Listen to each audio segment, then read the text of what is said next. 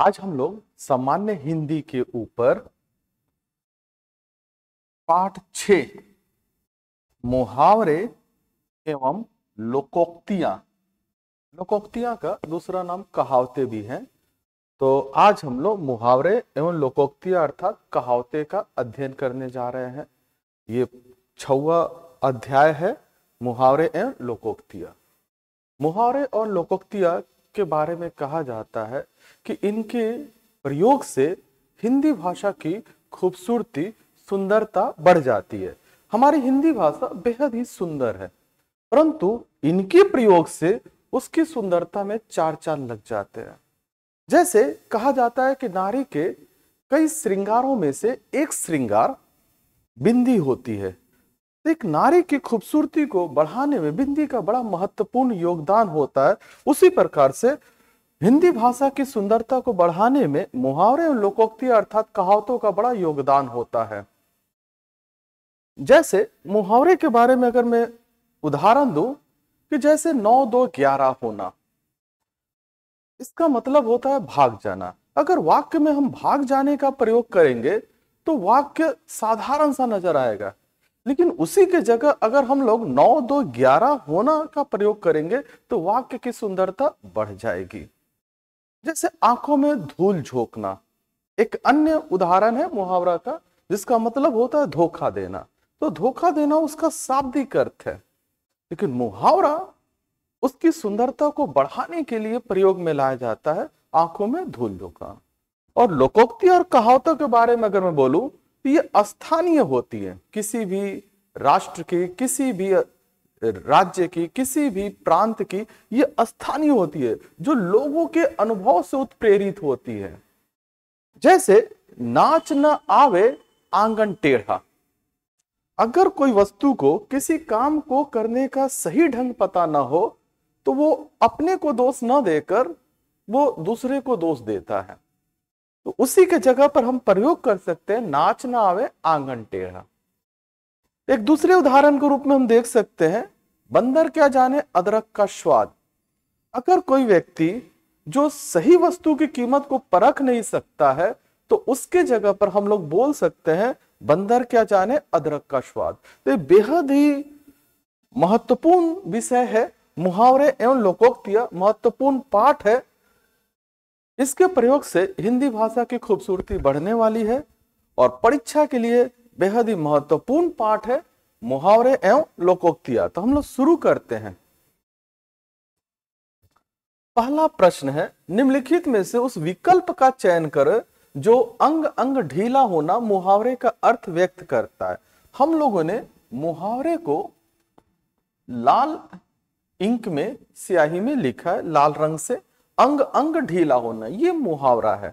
यहां लोकोक्तियां भी हो सकती है और इनके अगेंस्ट में 4 ऑप्शंस हैं, जैसे दुखी होना, निराश होना, अत्यधिक थक जाना, हार जाना। तो हमें यह चयन करना है कि अंग अंग ढीला होना इसका समकक्ष अर्थ क्या हो सकता है। तो उत्तर होगा अत्यधिक थक जाना। उत्तर हो जाएगा अत्यधिक थक जाना। अब मुहावरे का अगर हम लोग वाक्य प्रयोग करेंगे तो हमारे ज्ञान में वृद्धि होगी, और यकीन मानिए कि वाक्य प्रयोग से ही आपके मुहावरे का सही उपयोग हो पाएगा। वाक्य प्रयोग है, राहुल ने मनोज का कार्य तो कर दिया लेकिन उसका अंग अंग ढीला पड़ गया। राहुल ने मनोज का कार्य कर दिया लेकिन उसका अंग अंग ढीला पड़ गया, यानी उसके कार्य करने के पश्चात राहुल अत्यधिक थक गया। अब जाकर मुहावरे का पूरा विस्तृत जानकारी हुआ। ये हुआ मुहावरा, और ये हुआ मुहावरे का अर्थ, और ये हुआ मुहावरे का वाक्य प्रयोग। अब हम दूसरे प्रश्न में आते हैं। दूसरा प्रश्न है, अंधे के हाथ बटेर लगना। अंधे के हाथ बटेर लगना। ऑप्शन है, बिना प्रयास के कीमती वस्तु मिल जाना, सफल होना, अयोग्य होना, प्रयास से कीमती वस्तु मिलना। इनके अर्थ काफी समकक्ष दिखाई देते हैं। अगर थोड़ी सी हम अपने सामान्य ज्ञान का उपयोग करेंगे तो अर्थ को हम लोग समझ सकते हैं। अंधे के हाथ बटेर लगना, उत्तर होगा बिना प्रयास के कीमती वस्तु मिल जाना। बिना प्रयास के कीमती वस्तु मिल जाना। वाक्य प्रयोग है, संतोष को प्रधानाचार्य ने कक्षा का मॉनिटर अचानक ही बना दिया। इसे कहते हैं अंधे के हाथ बटेर लगना। संतोष को अचानक से प्रधानाचार्य यानी प्रधानाध्यापक ने उसको कक्षा का मॉनिटर बना दिया। ऐसी कोई संभावना थी नहीं, जिसकी वजह से यहां पर मुहावरे का, कहावत का बड़ा सुंदर प्रयोग हुआ है कि अंधे के हाथ बटेर लगना। अगला प्रश्न है अंगूठा दिखाना। अंगूठा दिखाना ऑप्शंस है मौके पर मना कर देना, हंसना, चिढ़ाना, अंगूठा दिखाकर हंसी उड़ाना। उत्तर होगा ए, मौके पर मना कर देना। मौके पर मना कर देना मतलब अगर कोई आपको अंगूठा दिखा रहा है, ऐसे नहीं ऐसे, तो ऐसी स्थिति को हम लोग कहते हैं मौके पर मना कर देना। इसका मतलब क्या, जब सही स्थिति थी, आपकी जरूरत थी, उस जगह पर आपको उसने ना बोल दिया, मना कर दिया। वाक्य प्रयोग, राहुल ने मेरी मदद का वादा किया था। देखिए, मेरी मदद का वादा किया था, पर जब उसके पास गया तो उसने अंगूठा दिखा दिया, यानी वादे से मुकर गया, अपनी बातों से मुकर गया। मौके पर मना कर देना, बातों से मुकर जाना। अगला प्रश्न, अपने मुंह मियां मिट्ठू बनना। अपने मुंह मियां मिट्ठू बनना ऑप्शन से अपनी प्रशंसा स्वयं करना, अपने मुंह से मिट्ठू पकड़ना, दूसरों की प्रशंसा करना, अपनी प्रशंसा दूसरों से सुनना। उत्तर हो जाएगा ए, अपनी प्रशंसा स्वयं करना। अपनी प्रशंसा स्वयं करना। वाक्य प्रयोग है, राहुल की कोई तारीफ नहीं करता है, वह अपने मुंह मियां मिट्ठू बनता है। इसका मतलब क्या हुआ कि कोई भी व्यक्ति राहुल की तारीफ नहीं करता है, इसलिए राहुल अपनी तारीफ, अपने गुणगान स्वयं करता है। इसी वजह से हम वाक्य प्रयोग में बोल सकते, वो अपने मुंह मियां मिट्ठू बनता है। जो व्यक्ति अपनी तारीफ करते हैं उसके जगह पर, अपनी तारीफ स्वयं करते उसके जगह पर हम प्रयोग कर सकते हैं अपने मुंह मियां मिट्ठू बनना। अगला प्रश्न है आंखों में धूल झोंकना। शुरुआत में मैंने ही बताया था आंखों में धूल झोंकना। ऑप्शन है आंखों से धूल उड़ाना, घायल करना, धोखा देना, अपमानित करना। उत्तर होगा सी, धोखा देना। आंखों में धूल झोंकना का मतलब धोखा देना। वाक्य प्रयोग है, राम ने अपने पिता के दिए पैसों को अनुचित खर्च करके उनकी आंखों में धूल झोंकने का काम किया। यानी राम के पिता ने उसे पैसे जो दिए थे उसे उचित जगह पर उसने खर्च नहीं किया, अनुचित जगह पर गलत तरीके से खर्च किया। इससे बोला जा सकता है कि राम ने अपने पिताजी के आंखों में धूल झोंक दिया, अर्थात धोखा दे दिया। अगला प्रश्न, प्रश्न नंबर 6, अक्ल पर पत्थर पड़ना। अक्ल कहने का मतलब बुद्धि। अक्ल पर पत्थर पड़ना। ऑप्शन है अक्ल को पत्थर पर रखना, अक्ल को पत्थर से मारना, बुद्धि भ्रष्ट हो जाना, घायल होना। ऑप्शन होगा सी, बुद्धि भ्रष्ट हो जाना। अक्ल पर पत्थर पड़ने का मतलब बुद्धि भ्रष्ट हो जाना। वाक्य प्रयोग देखते हैं, गीता अपनी मां से ही बात नहीं कर रही है, उसकी अक्ल पर पत्थर पड़ गए हैं। गीता अपनी मां से बात नहीं कर रही है, इसका मतलब उसकी अपनी मां से नाराजगी है, किसी वजह से नाराजगी है। तो सेंस भाव निकल कर आ रहा है कि अपने माता पिता से कैसी नाराजगी, इसका मतलब उसकी अक्ल पर पत्थर पड़ गए हैं, अर्थात उसकी बुद्धि भ्रष्ट हो गई है। प्रश्न 7, उल्लू बनाना, उल्लू बनाना। ऑप्शंस है उल्लू की तरह जागना, मूर्ख बनाना, बड़ाई करना, रात को जगाना। उत्तर हो जाएगा मूर्ख बनाना। उल्लू बनाना का मतलब हो गया मूर्ख बनाना। वाक्य प्रयोग, राजा श्रेयांश सिंह ने अपने ही प्रजा को दुखी करके उनको उल्लू बनाने का काम किया। राजा श्रेयांश सिंह ने अपनी ही प्रजा को दुखी करके, यानी उनकी प्रजा, अपनी प्रजा के मन मुताबिक कार्य न करके उनसे झूठे वादे कर कर उनको उल्लू बनाने का काम किया। जब कोई व्यक्ति किसी को बड़े बड़े सपने दिखाता है, अर्थात उसको पूरा नहीं कर पाता है, तो झूठे वादे जो करता है, तो ऐसी स्थिति को हम बोलते हैं उसने उसे उल्लू बना दिया, यानी उसको मूर्ख बना दिया। एक आंख न भाना, एक आंख न भाना। ऑप्शन है जरा भी अच्छा न लगना, एक आंख से देखना, बहुत अच्छा लगना, काना होना। उत्तर हो जाएगा ए, जरा भी अच्छा न लगना। एक आंख न भाना मतलब जरा भी अच्छा, थोड़ी भी उसके प्रति हमदर्दी न होना, अच्छा न लगना। वाक्य प्रयोग, सुमित को उसके मित्र का भाई एक आंख भी न भाया, मतलब तनिक भी अच्छा न लगा, तनिक भी अच्छा न लगा, एक आंख भी न भाया। अगला प्रश्न है, आटे दाल का भाव मालूम होना, आटे दाल का भाव मालूम होना। ऑप्शन है आटे और दाल का भाव, महंगाई का बढ़ना, कठिनाई का ज्ञान होना, परिस्थिति से भागना। उत्तर हो जाएगा सी, कठिनाई का ज्ञान होना। आटे दाल का भाव मालूम होना मतलब कठिनाई का ज्ञान होना। वाक्य प्रयोग होगा, घर गृहस्थी बनाओगे तो आटे दाल का भाव मालूम हो जाएगा। कहने का मतलब क्या, घर गृहस्थी में बहुत सारे उतार चढ़ाव होते हैं, बहुत कठिनाइयों का सामना कर कर घर गृहस्थी को चलाना पड़ता है। तो ऐसी स्थिति के लिए एक मुहावरा सटीक बैठता है, आटे दाल का भाव मालूम होना। अगला प्रश्न है, आग में घी डालना, आग में घी डालना।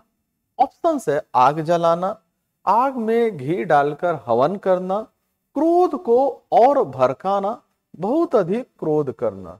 उत्तर हो जाएगा सी, क्रोध को और भड़काना। आग में घी डालना, क्रोध को और भड़काना। जैसे आग लगी हुई है, अगर उसमें हम लोग घी और डाल रहे हैं तो ऐसे में आग और तेज लपट जाती है। उसी को हम लोग बोल रहे हैं क्रोध को और भड़काना। अगर कोई व्यक्ति क्रोधित है और उसमें कुछ ऐसी बातें उसके सामने हम लोग कर देते हैं जिससे उसके क्रोध में और वृद्धि हो जाती है, वो और ज्यादा क्रोधित हो जाता है, तो ऐसी स्थिति को हम लोग बोलेंगे आग में घी डालना। वाक्य प्रयोग होगा, राम ने श्याम और सुरेश के झगड़े में क्रोध को और भड़काने हेतु ईर्ष्यावश आग में घी डालने का काम किया। श्याम और सुरेश के बीच में झगड़ा हो रहा था, उस झगड़े का फायदा उठाते हुए राम ने ईर्ष्या अपनी निकालने के लिए उनके झगड़ों को और भड़का दिया, जिससे बोला जा सकता है कि राम ने आग में घी डालने का काम किया। अगला प्रश्न, कुएं का मेढक, कुएं का मेढक। ऑप्शन है कुएं के अंदर रहने वाला मेढक, मूर्ख, ज्ञानी, सीमित ज्ञान वाला। उत्तर हो जाएगा डी, सीमित ज्ञान वाला। कुएं का मेढक का मतलब हो जाएगा सीमित ज्ञान वाला। कुआं छोटा होता है, तालाब के मुकाबले, समुद्र के मुकाबले, नदी के मुकाबले काफी छोटा होता है। तो मेढक जो कुएं में रहते हैं उनको ऐसा महसूस होता है कि सारी दुनिया उनकी यही है, उन्हीं को लगता है यही सब कुछ है, इसके अलावा तो दुनिया है ही नहीं। तो ऐसी स्थिति को बोला जाता है कुएं का मेढक, अर्थात जिस व्यक्ति के ज्ञान में कमी होती है और उसे ऐसा महसूस होता है कि वह सब कुछ जानता है, वही सर्वज्ञ है, इसके अलावा और कुछ जानना बाकी नहीं रह गया है। तो ऐसी स्थिति को बोलते हैं सीमित, यानी थोड़ा ज्ञान वाला। वाक्य प्रयोग होगा, आदित्य हमारे विद्यालय में कुएं के मेढक के समान है। कुएं के मेढक के समान है। अगला प्रश्न, तलवार सिर पर लटकी रहना। तलवार सिर पर लटकी रहना।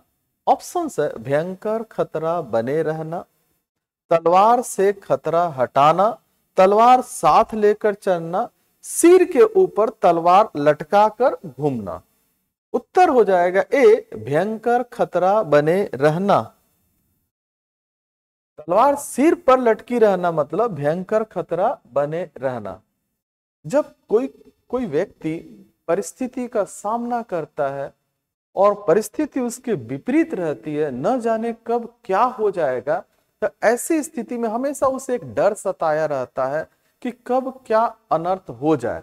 तो ऐसी स्थिति को हम लोग मुहावरे के रूप में प्रयोग कर सकते हैं, तलवार सिर पर लटके रहना, यानी खतरा हमेशा बने रहना। वाक्य प्रयोग होगा, जब तक विराट कोहली मैदान में रहते हैं तब तक विपक्षी टीम के ऊपर तलवार सिर पर लटकी रहती है। विराट कोहली भारतीय क्रिकेट टीम के बेहतरीन खिलाड़ियों में से एक है और जब तक वो मैदान पर रहते हैं तो विपक्ष यही सोचता है कि अब हमारे जीतने की कोई उम्मीद नहीं है, हम ये मैच हमारे हाथ से निकल रहा है, न जाने कब ऐसी स्थिति आ जाए कि हम उस चुनौती का सामना नहीं कर पाएंगे। यानी उनके सिर पर हमेशा तलवार लटकी रहती है। हमेशा उनकी कामना यही होती है कि कब आउट हो जाए तब जाकर हम आगे बढ़ें। तो तलवार सिर पर लटकी रहना। अगला प्रश्न है, चेहरे पर हवाइयां उड़ना। चेहरे पर हवाइयां उड़ना। ऑप्शन है प्रसन्न होना, चेहरे पर हवा लगाना, घबरा जाना, निश्चित होना। उत्तर है घबरा जाना। मतलब किसी वस्तु को, किसी ऐसी परिस्थिति को देखकर जिसकी कल्पना हम नहीं कर सकते थे और वही परिस्थिति हमारे सामने हो रही है, तो इस परिस्थिति को देखकर हम लोग घबरा जाते हैं। और ऐसे जगह पर हम मुहावरों का प्रयोग कर सकते हैं, चेहरे पर हवाइयां उड़ना मतलब घबरा जाना। वाक्य प्रयोग, राम विद्यालय से भागकर बाहर घूम रहा था। ध्यान दीजिएगा, राम विद्यालय से भागकर बाहर घूम रहा था, तभी वहां उसके पिताजी इसको मिल गए। राम को उम्मीद नहीं थी कि अचानक उसके पिताजी यहां मिल जाएंगे। पिताजी को देखकर राम के चेहरे की हवाइयां उड़ गई, यानी राम घबरा गया। अकस्मात जो घटना घट जाएगी, जो कल्पना से परे है, जिसकी हम लोगों ने उम्मीद भी नहीं किया था, तो ऐसी स्थिति से हम घबरा जाते हैं क्योंकि हम गलत कर रहे हैं। अगर सही करते तो कोई घबराने की बात नहीं है।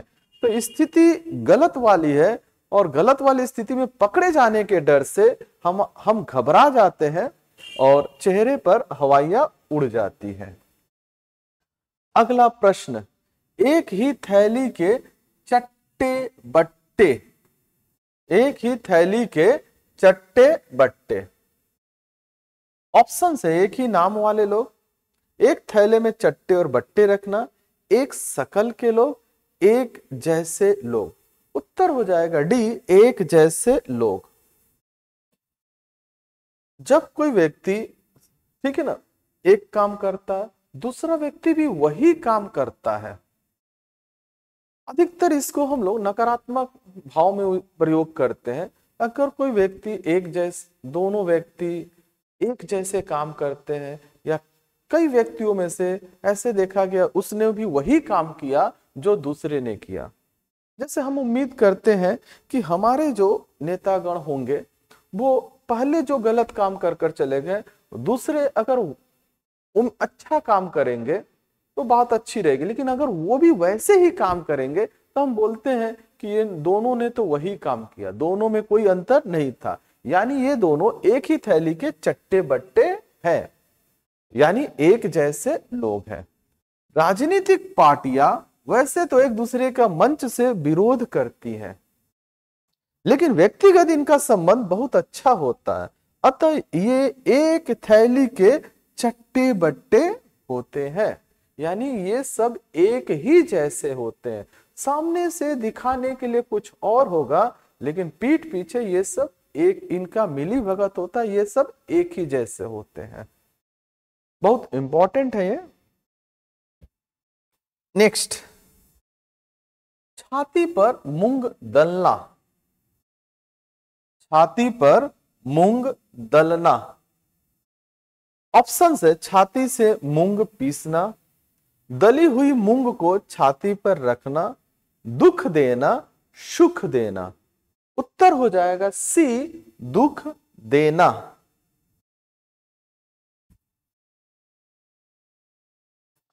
छाती पर मूंग दलना मतलब दुख देना।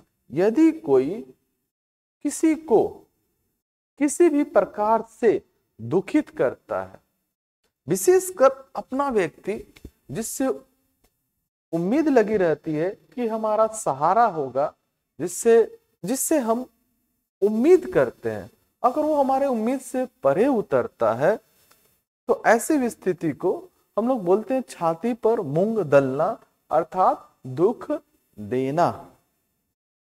वाक्य पर रोहन ने दूसरी शादी करके अपनी पहली पत्नी की छाती पर मूंग दलने का ही काम किया है, यानी रोहन ने गलत कार्य किया है। विवाहित होकर अपनी पत्नी के लिए सौतन, क्योंकि उसने दूसरी विवाह किया है, तो लेकर आया है, जिसके वजह से उसकी पहली पत्नी को दुख हुआ है, यानी छाती पर मूंग दला है। अगला प्रश्न, जमीन आसमान एक करना। जमीन आसमान एक करना। ऑप्शन है बहुत अधिक परिश्रम करना, जमीन को आसमान तक ले जाना, कम परिश्रम करना, जमीन और आसमान को मिलाना। उत्तर हो जाएगा ए, बहुत अधिक परिश्रम करना। जब कोई बहुत अधिक परिश्रम करता है, दिन रात मेहनत करता है, तो ऐसी स्थिति को अपने परिश्रम के लिए, अपनी सफलता के लिए वो अपने सारे प्रयासों को लगा देता है, ऐसी स्थिति को बोलते हैं जमीन आसमान एक करना। वाक्य प्रयोग होगा, मुक्तामणि ने संस्कृत अध्ययन में जमीन आसमान एक कर दिए। मुक्तामणि जी संस्कृत के बड़े विद्वान माने जाते हैं, उन्होंने संस्कृत अध्ययन में जमीन आसमान एक कर दिया, मतलब कड़ी मेहनत किया, अपने सभी प्रयासों को प्रयोग में लाया। 17 नंबर, करवा घूट पीना। करवा घूट पीना। ऑप्शन है करवा पानी पीना, अपमान करना, चुपचाप अपमान सहना, किसी को कड़वा पानी पिलाना। उत्तर हो जाएगा सी, चुपचाप अपमान सहना। अगर कोई किसी की बुराई कर रहा है, कोई किसी के विपरीत जा रहा है, कोई किसी को कष्ट पहुंचा रहा है और सामने वाला उन सभी चीजों को चुपचाप सह रहा है, बिना किसी विरोध के वो चुपचाप उसको सह ले रहा है, उसकी सारी यातनाएं को सह रहा है, तो ऐसी स्थिति को बोलते हैं करवा घूट पीना, यानी चुपचाप अपमान सहना। वाक्य प्रयोग, श्रेयांश ने सृजन के व्यंग से करवे घूट पिए। सृजन व्यंग कर कर श्रेयांश को हमेशा परेशान करने की कोशिश करता था, अपमानित करने की कोशिश करता था, और श्रेयांश ऐसे को कोई भी रिप्लाई नहीं करता था, यानी किसी प्रकार का रेस्पॉन्स नहीं देता था, तो चुपचाप सहन कर जाता था। इसलिए बोला गया श्रेयांश ने सृजन के व्यंग से कड़वे घूंट पिए, मतलब चुपचाप अपमान सह लिया। अगला प्रश्न, टस से मस न होना, टस से मस न होना। ऑप्शन है कुछ असर न पड़ना, बहाना बनाना, साफ मना करना, घर से बाहर न जाना। उत्तर हो जाएगा ए, कुछ असर न पड़ना। किसी व्यक्ति को, कुछ व्यक्ति ऐसे भी होते हैं, कुछ लोग ऐसे भी होते हैं, आप उनको लाख समझा लीजिए कि ये गलत है, इसको नहीं करना चाहिए, इसके करने से आपको नुकसान होगा, आपके जीवन अस्त व्यस्त हो जाएगा, ठीक है, लेकिन आपके समझाने से उनके ऊपर कुछ भी असर नहीं होता है। ऐसे स्थिति को हम लोग बोलते हैं टस से मस न होना। जैसे आप एक शराबी को ही कितना भी समझा लिए कि शराब सेहत के लिए हानिकारक होता है, इसके पीने से लीवर खराब होता है, अगर वो शराब पीना नहीं छोड़ता है तो ऐसी स्थिति को हम लोग बोलेंगे टस से मस न होना, यानी कुछ असर न पड़ना। वाक्य का प्रयोग क्या? दीपक सुबह उठकर पढ़ने के लिए रोज अपने पिताजी से डांट खाता है। दीपक को रोज उसके पिताजी बोलते हैं सुबह उठो और उठकर पढ़ाई करो, लेकिन दीपक उठ नहीं पाता, जिसकी वजह से अपने पिताजी से वो डांट खाता है, लेकिन फिर भी उठकर नहीं पढ़ता है। तो वो पिताजी के डांटने से भी टस से मस नहीं हुआ, यानी दीपक के ऊपर उसके पिताजी का कुछ बातों का कुछ असर न पड़ा। अगला प्रश्न, ढोल पीटना।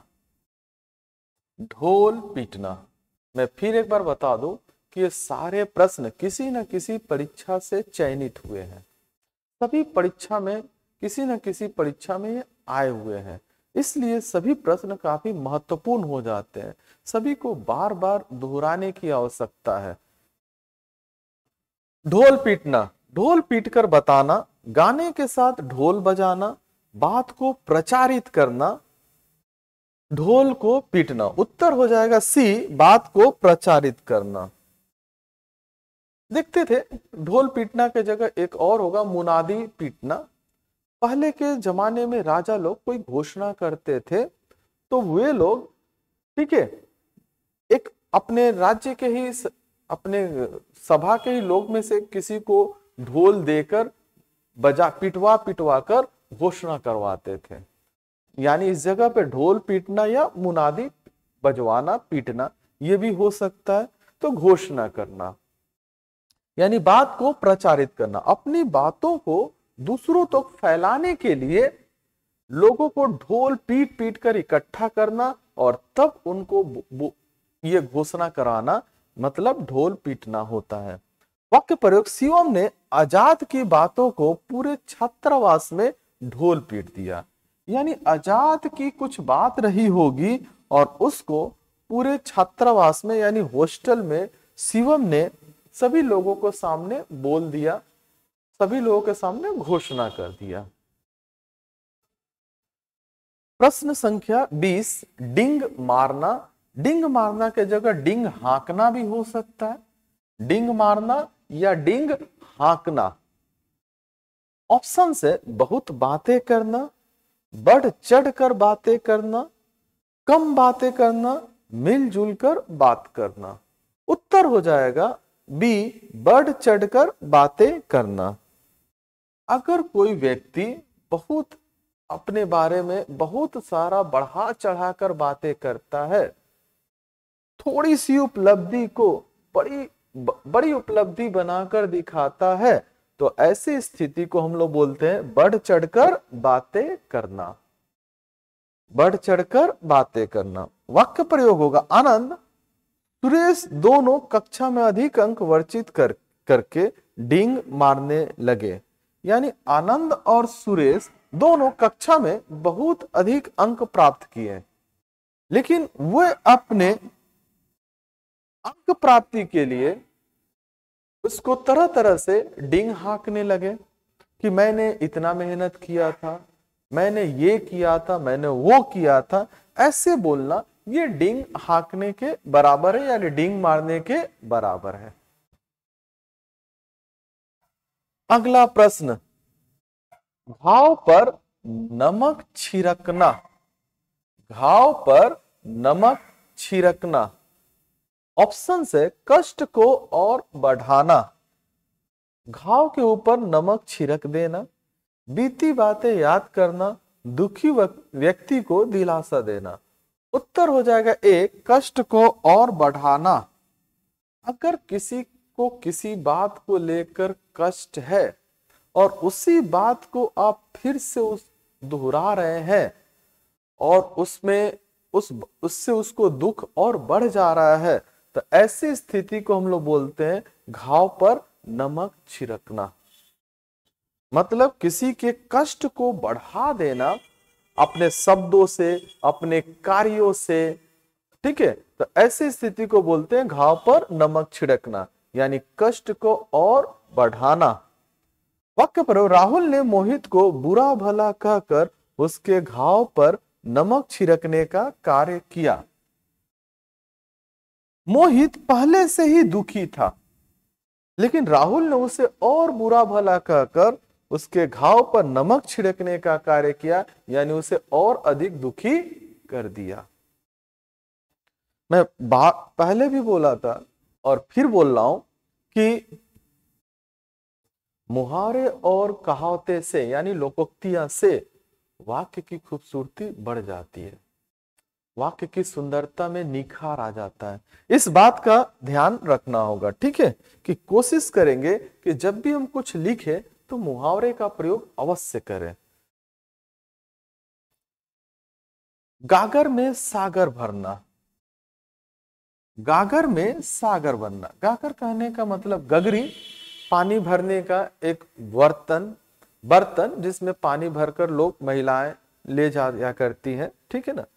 तो ऑप्शन से गागर में सागर को भरना, अधिक शब्दों में अधिक विचार, कम विचार आना, थोड़े शब्दों में अधिक कहना। उत्तर हो जाएगा डी, थोड़े शब्दों में अधिक कहना। अगर कोई व्यक्ति कम शब्दों में बहुत अधिक बातें बतलाकर चला जाता है, जो व्यक्ति ज्ञानी होते हैं, किसी विषय पर उनका बहुत अधिक ज्ञान होता है, पकड़ होती है, तो वो कम बोलते हैं और कम शब्दों में ही सामने वाले को सभी ज्ञान दे डालते हैं, अच्छी तरह से उन्हें समझा देते हैं। तो ऐसी स्थिति को बोलते हैं गागर में सागर भरना, यानी थोड़े शब्दों में अधिक कहना। वाक्य प्रयोग, अमित ने अपने निबंध में ज्ञान का प्रदर्शन करके, देखिएगा अमित ने निबंध लिखा और उस निबंध में अपने ज्ञान का प्रदर्शन कर कर गागर में सागर भरने का कार्य किया। जब हम कभी निबंध लिखते हैं, कोई टिप्पणी वगैरह लिखते हैं, कुछ भी लिखते हैं, तो उसमें हमें यही सिखाया जाता है कि कम भाषा का प्रयोग कर कर उसके भाव को काफी विस्तृत में कहने की कोशिश करना चाहिए। तो ऐसी स्थिति को बोला जाता है गागर में सागर भरने का कार्य किया। अगला प्रश्न, चादर देखकर पांव फैलाना। बहुत ही पुराना ये मुहावरा चलते आ रहा है, चादर देखकर पांव फैलाना, ठीक है। इसी के जगह पर बोला जाता है तेते पांव पसारिए जाति लांबी शौर। तेते पांव पसारिए जाति लांबी शौर, ठीक है। ऑप्शन है व्यय अधिक, आय कम होना, चादर पर पैर फैलाकर सोना, आय के अनुसार व्यय करना, चादर देखकर सो जाना। ऑप्शन हो जाएगा सी, आय के अनुसार व्यय करना। हमें सिखाया जाता है कि ठीक है कि हमारी जितनी आमदनी है उसी अनुसार हमें खर्च करना चाहिए, यानी अपने जरूरतों को काबू में रखना चाहिए। हमारी जरूरतें इतनी अधिक न हो जाए कि हमारे आय से ज्यादा व्यय हो जाए, यानी हम लोग कर्ज में डूब जाए, तो ऐसी स्थिति को बोला जाता है चादर देखकर पांव फैलाना, मतलब अपनी आवश्यक आय के अनुसार ही खर्च करना। वाक्य प्रयोग क्या होगा? मनुष्य को चादर देखकर पांव फैलाना चाहिए, नहीं तो उसे मुसीबत का सामना करना पड़ सकता है। यह चीज हमारे जीवन पर बहुत सटीक बैठता है। हमारे जीवन में बहुत सारी जरूरतें हैं, लेकिन हमारी जरूरतें ऐसी भी नहीं है कि जिसके वजह से हम लोग जी नहीं सकते हैं, कर्ज में डूब जाते हैं। ऐसा नहीं होना चाहिए। हम अपने जरूरतों को सीमित रखना चाहिए, अपनी आय को ध्यान में रखते हुए अपनी जरूरतों पर को के हिसाब से खर्च करना चाहिए, उसको पूरा करना चाहिए। यानी चादर देखकर पांव फैलाना, तेते पांव पसारिए जाति लांबी शौर।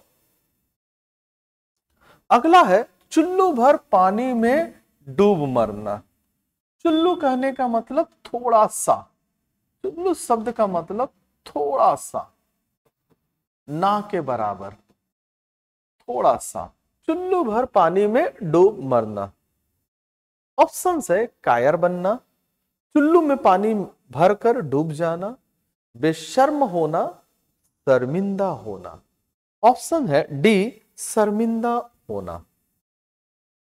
शर्मिंदा होना, अगर हम कोई ऐसा कार्य करते हैं जो हमें नहीं करना चाहिए, जिससे हमारा अपमान होगा, जिससे हमें शर्मिंदगी का एहसास होगा, और ऐसा काम हम कर जाते हैं, तो लोग हमें उदाहरण स्वरूप बोलते हैं कि तुमने गलत कार्य किया, तुम्हें चुल्लू भर पानी में डूब मरना चाहिए। तो वाक्य प्रयोग होगा रमेश काम तो कुछ करता नहीं, बाप के पैसे पर घूमता फिरता रहता है। रमेश कोई काम नहीं करता है, अपने पिता के पैसे पर ऐश करता है, उसे तो चुल्लू भर पानी में डूब मरना चाहिए। यानी रमेश को शर्मिंदा महसूस होना चाहिए और उसे अर्थात यानी चुल्लू भर पानी में डूब मरना चाहिए। बहुत ही बेहतरीन चीज है मुहावरे और कहावतें। सुंदरता में निखार, माथे की बिंदी। अगला प्रश्न, कलेजे पर पत्थर रखना। कलेजा मतलब हृदय, कलेजा का मतलब हृदय, हृदय ठीक है ना, पर पत्थर रखना। ऑप्शन है भारी पत्थर कलेजे पर रखना, जी करा करना, कलेजे को पत्थर पर रखना, दिल बड़ा करना। ऑप्शन है जी करा करना, बी जी करा करना। अगर कोई परिस्थिति ऐसी आ जाती है कि जिसको हमें सहन करना पड़ता है, उसके विपरीत तो हम जा नहीं सकते हैं, हम मानव हैं, हमारी शक्तियां सीमित है, हम ईश्वर नहीं है जो असीमित शक्ति वाले हैं, तो हमें उस परिस्थिति का सामना करना पड़ता है, धैर्य रखना पड़ता है, अपने हृदय को कड़ा करना पड़ता है। जैसे अगर किसी के पिताजी बीमार हैं और डॉक्टर ने जवाब दे दिया है कि इनको बचा पाना बड़ा मुश्किल है, तो उसे अपने कलेजे पर पत्थर रखना पड़ेगा, परिस्थिति का सामना करना पड़ेगा, क्योंकि जो अगर आया है वो कभी ना कभी जाएगा। मतलब जिनका जन्म हुआ है उनकी मृत्यु भी होगी, तो ये चीज सहन करने के लिए तैयार रहना पड़ेगा, कलेजे पर पत्थर रखना पड़ेगा। वाक्य प्रयोग हो जाएगा रोहन के विदेश जाते ही उसके माता पिता ने कलेजे पर पत्थर रख लिया, हृदय को कड़ा कर लिया, अपने दुखों को अपने अंदर समेट लिया। अगला प्रश्न, ओखली में सिर देना।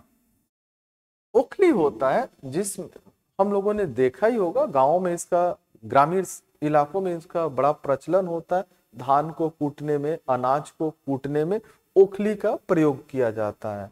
तो ओखली में सिर देना। ऑप्शन है ओखली में समान सर होना, ओखली में सिर देकर उसे कूटना, ओखली को सिर पर रखना, जानबूझकर मुसीबत में पड़ना। उत्तर होगा डी जानबूझकर मुसीबत में पड़ना। अगर कोई व्यक्ति जानता है कि ये चीज करने से मैं मुसीबत में फंस जाऊंगा, फिर भी वो वही चीज करता है, तो ऐसी स्थिति को बोलते हैं ओखली में सिर देना। विद्यार्थी जानते हैं कि अगर मैं नहीं पढ़ूंगा तो परीक्षा में हमारे ऊपर बहुत ज्यादा प्रेशर आ जाएगा, हो सकता है हम परीक्षा में फेल हो सकते हैं, फिर भी अगर वो बहानेबाजी का सहारा लेते हैं, व्यर्थ का समय बर्बाद करते हैं, पढ़ाई पर में मन नहीं लगाते हैं, अपने पढ़ाई पर ध्यान नहीं देते हैं, तो ऐसी स्थिति को बोला जा सकता है ओखली में सिर देना, यानी जानबूझकर मुसीबत में पड़ना। हम जानते हैं कि ऐसा करने से क्या होने वाला है, फिर भी हम वही कार्य करते हैं। अमित ने राहुल के मामले में स्वयं पहुंचकर ओखली में सिर देने का कार्य किया। अमित अच्छी तरह से जानता था कि राहुल के मामले में कोई दखल अंदाजी अगर मैं करूंगा तो मैं फंस सकता हूं, और वैसा ही कर दिया उसने। दुर्भाग्यवश राहुल के मामले में उसने टांग अड़ा दिया, जिसके वजह से वो स्वयं फंस गया, यानी ओखली में सिर देने का काम किया, यानी जानबूझकर मुसीबत में पड़ गया। अगला प्रश्न, गड़े मुर्दे उखाड़ना। गड़े मुर्दे उखाड़ना ऑप्शन है नई कहानियां बनाना, गड़े हुए मुर्दों को कहीं और ले जाना, मुर्दों को कब्र से उठाना, पुरानी बातें उठाना। उत्तर हो जाएगा डी, पुरानी बातें उठाना। देखिएगा अक्सर ऐसा देखा जाता है, जब दो दोस्त मिलते हैं बहुत अरसे बाद, तो अपनी पुरानी बातें को, ठीक है ना, एक दूसरे के प्रति उठा लेते हैं और उसे याद करते हैं। तो ये पॉजिटिव सेंस है, ठीक है ना। निगेटिव सेंस में क्या होता है, जब दो लोगों के बीच में झगड़ा होता है तो कई साल पहले, कई दिन पहले वाली बातों को उठा उठाकर एक दूसरे से लड़ते हैं। जो बात भुला दी जा चुकी है, अब जिस बात का कोई अस्तित्व नहीं है, उस बातों को उठा उठाकर लड़ते हैं, तो ऐसी स्थिति को बोलता है गड़े मुर्दे उखाड़ना, यानी पुरानी बातें उठाना। पॉजिटिव सेंस में है भी हो सकता है, निगेटिव सेंस भी होता है, लेकिन इस मुहावरे का अधिकतर इस्तेमाल निगेटिव सेंस यानी नकारात्मक भाव में ज्यादा किया जाता है।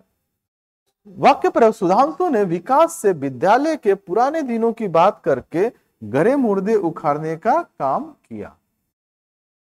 विकास ने सुधांशु से विद्यालय के पुराने दिनों का बात किया और गड़े मुर्दे उखाड़ने का काम किया। पॉजिटिव भी हो सकता है, निगेटिव भी हो सकता है। अगला प्रश्न, तेल निकालना। तेल निकालना ऑप्शन है कम काम करना, तेल के कुएं से तेल बाहर निकालना, बहुत अधिक काम करा लेना, कम काम लेना। उत्तर हो जाएगा सी, बहुत अधिक काम करा लेना। हम लोग जानते हैं तेल निकालना एक जटिल प्रक्रिया का हिस्सा होता है, इसमें बड़ी मेहनत की आवश्यकता होती है, और इसीलिए जब कोई व्यक्ति बहुत अधिक काम किसी से करा लेता है तो सामने वाला ये बोलता है उसने मुझसे इतना काम करा लिया, यानी उसने मेरा तेल निकाल लिया। यानी बहुत भारी काम, बहुत बड़ा काम करवा लेना। वाक्य का प्रयोग, राहुल का काम करते करते तेल निकल गया। राहुल ने आज बहुत सारा काम किया जिसके वजह से आज उसका तेल निकल गया, यानी उसने बहुत अधिक काम कर लिया। फिर बोल रहा हूं, तेल निकालना एक जटिल प्रक्रिया जिसमें बहुत ज्यादा मेहनत की आवश्यकता होती है, इसलिए लोग बोलते हैं बहुत अधिक खटनी के पश्चात, बहुत अधिक परिश्रम के पश्चात कि आज मेरा तेल निकल गया। दंग रह जाना। दंग रह जाना, ठीक है। ऑप्शन है चकित हो जाना, परेशान हो जाना, नाराज हो जाना, बदल जाना। उत्तर होगा ए, चकित हो जाना।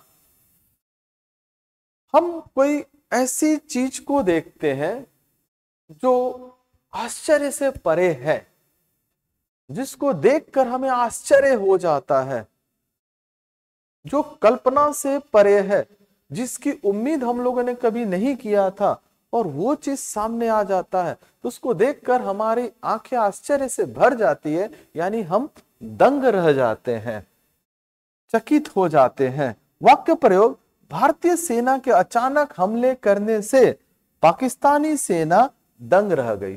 पाकिस्तानी सेना को एहसास नहीं था कि भारतीय सेना भी उसके ऊपर हमला कर सकती है। जवाब में भारतीय सेना उसके ऊपर हमला कर सकती है, ऐसा उसे एहसास नहीं था। लेकिन जब भारतीय सेना के अचानक हमला हुआ तो ऐसे लगा पाकिस्तानी सेना आश्चर्य में डूब गई, यानी दंग रह गई। अगला प्रश्न, थाली का बैगन। थाली का बैगन। ऑप्शन है, इधर की बात उधर करने वाला व्यक्ति, सिद्धांतवादी व्यक्ति, घमंडी व्यक्ति, सिद्धांत रहित व्यक्ति। उत्तर हो जाएगा डी, सिद्धांत रहित व्यक्ति। जिस व्यक्ति का कोई सिद्धांत नहीं होता है, मतलब कभी इस तरफ और कभी इस तरफ।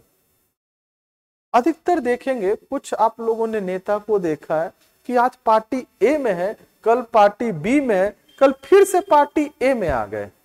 यानी जब मौका देखा, जिधर पलड़ा भारी हुआ उधर ही चले गए। तो ऐसे व्यक्ति को बोला जाता है थाली का बैगन। जैसे थाली में बैगन को रख दिया जाए तो बैगन लुढ़क कर कभी बाएं तरफ, कभी दाएं तरफ, कभी आगे, कभी पीछे जाता है, वो एक स्थिति में नहीं रह पाता है। तो ऐसे स्थिति को हम लोग बोलेंगे थाली का बैगन, यानी सिद्धांत रहित व्यक्ति, जिसका अपना कोई सिद्धांत नहीं है, परिस्थिति के अनुसार बदलते रहता है, मौके का फायदा उठाते रहता है। तो मोहन, वाक्य प्रयोग हो जाएगा, मोहन सिद्धांतवादी व्यक्ति नहीं है, वो थाली का बैगन है। यानी मोहन मौके का फायदा उठाने वाला व्यक्ति है। नेक्स्ट, दाल गलना। दाल गलना। ऑप्शन है, नुकसान होना, युक्ति सफल होना, युक्ति बनाना, युक्ति असफल होना। उत्तर हो जाएगा सी, उत्तर हो जाएगा युक्ति सफल होना, बी युक्ति सफल होना।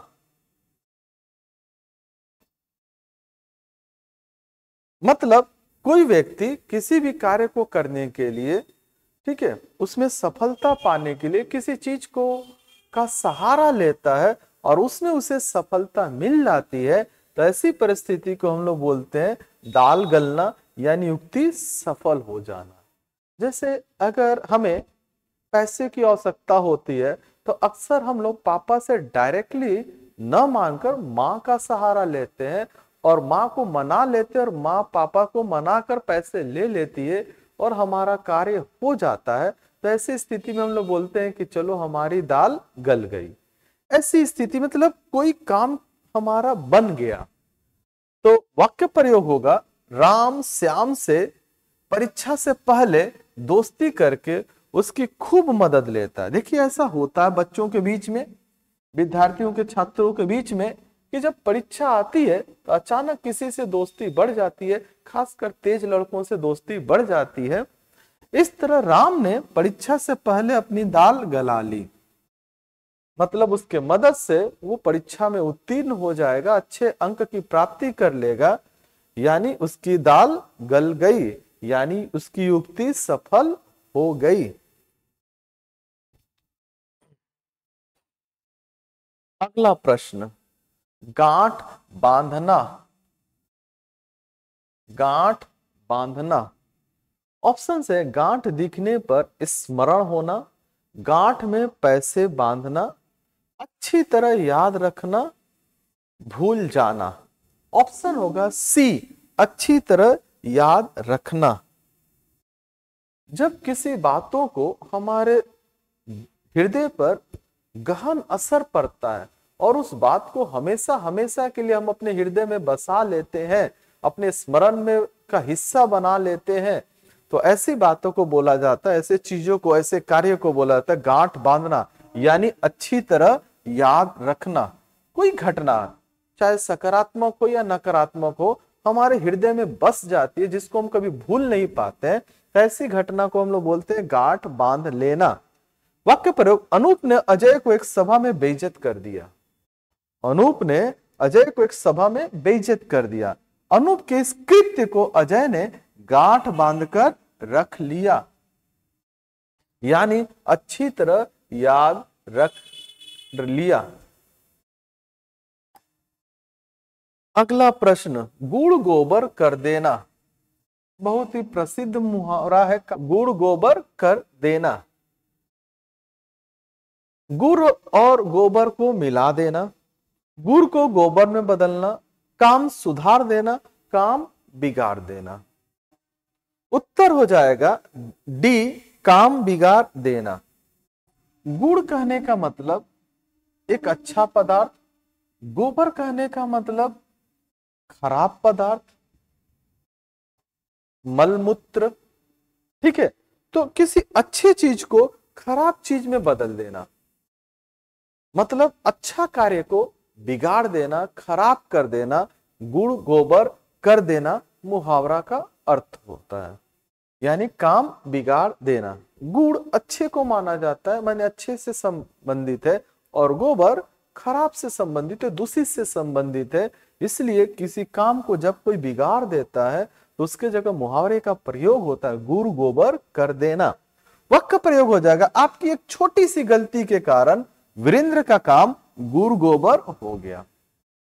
मतलब किसी की एक छोटी सी गलती की वजह से वीरेंद्र का बना बनाया काम बिगड़ गया। ठीक है, अर्थात गुड़ गोबर हो गया। अगला प्रश्न,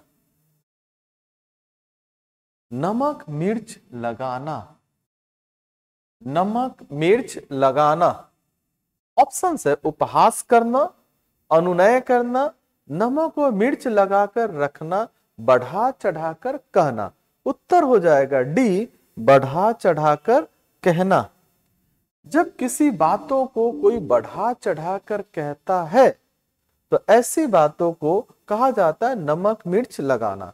अधिकतर देखिएगा शिकायत करने वाले लोग किसी की बात को जब दूसरों से कहेंगे तो वे उस बात को एग्जैक्टली वैसा नहीं कहेंगे जैसा उन्होंने कहा था, उसमें जरूर दो चार शब्द अपना जोड़कर उस बात को और मजेदार बनाने के लिए उसमें जोड़ देंगे। ऐसी स्थिति को कहा जाता है नमक मिर्च लगाना, यानी बढ़ा चढ़ाकर कहना।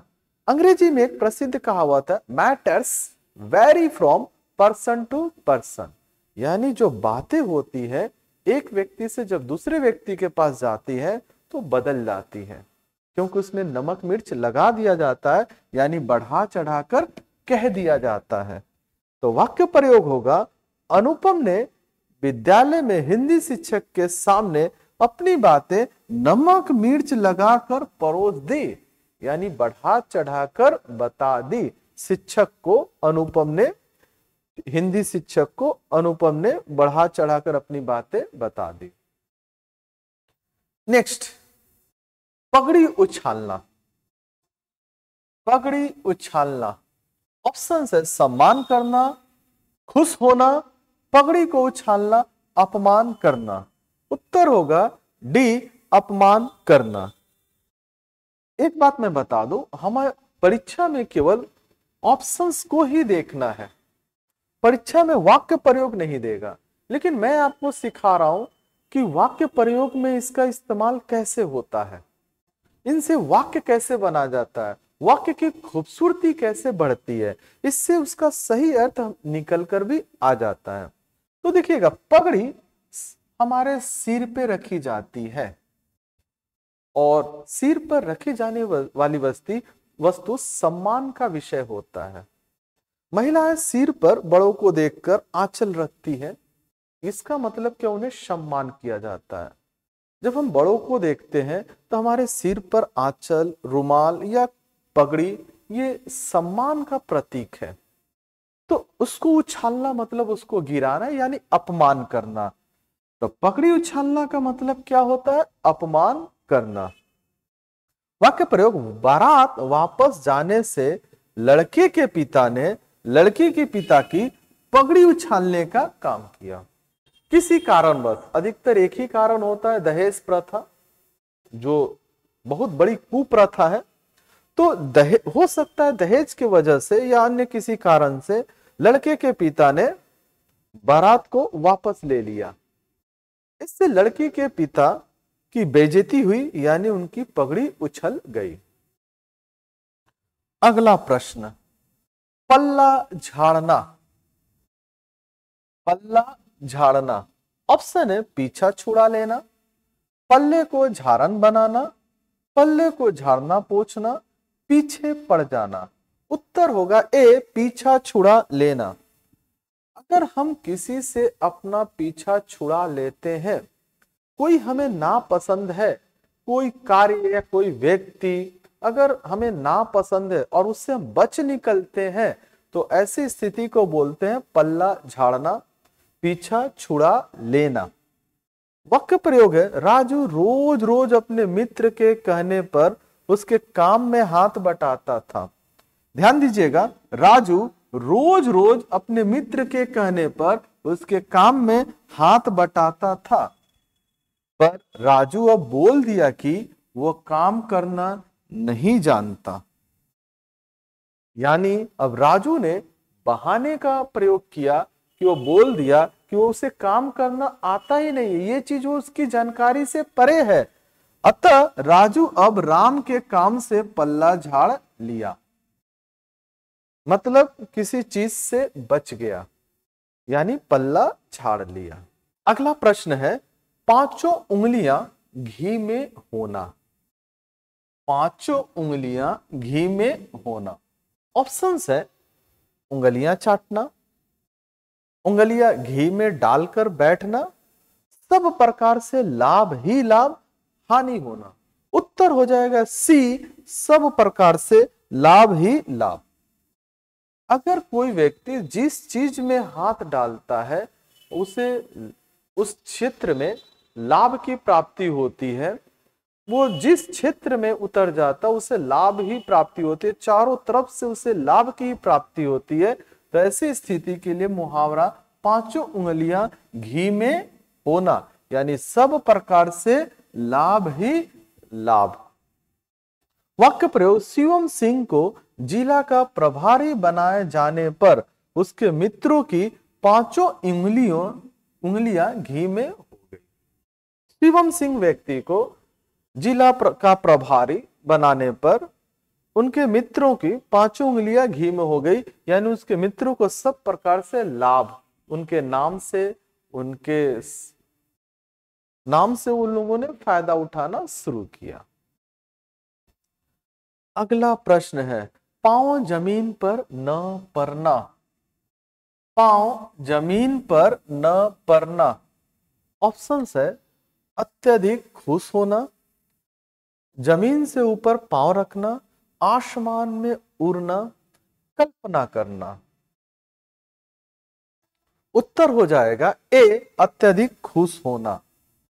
अगर कोई व्यक्ति बहुत अधिक खुश हो जाता है, बहुत अधिक खुश, अपने कल्पना से परे, जिसकी उम्मीद नहीं किया था, अगर उससे भी ज्यादा खुशी मिल जाती है, तो ऐसे स्थिति के लिए मुहावरा है पांव जमीन पर न पड़ना। ठीक है, तो वाक्य प्रयोग हो जाएगा, सुधा को उसके पिताजी ने साइकिल गिफ्ट किया, अब उसके पांव जमीन पर नहीं पड़ रहे हैं। ऐसा नहीं कि उसके पांव साइकिल पर है, जमीन से नहीं, साइकिल से नहीं उतर रहे हैं, ऐसी स्थिति नहीं है। सुधा की खुशी का ठिकाना नहीं रहा, वो इतनी खुश हो गई कि उसके पांव जमीन पर नहीं पड़ रहे, मुहावरा का प्रयोग हुआ, यानी बहुत अधिक खुश हो गई। अगला प्रश्न, जान हथेली पर रखना। जान हथेली पर रखना। ऑप्शंस है सुविधाजनक कार्य करना, जान को हथेली के ऊपर रखना, जीवन को संकट में डालना, जान कीमती होना। उत्तर हो जाएगा सी, जीवन को संकट में डालना। कुछ व्यक्ति ऐसे होते हैं जैसे हमारे सैनिक, वो हमेशा मृत्यु के कटघरे में खड़े रहते हैं हमारे देश की रक्षा के लिए। वो जगते हैं सीमा पर, तब हम अच्छी नींद सो पाते हैं।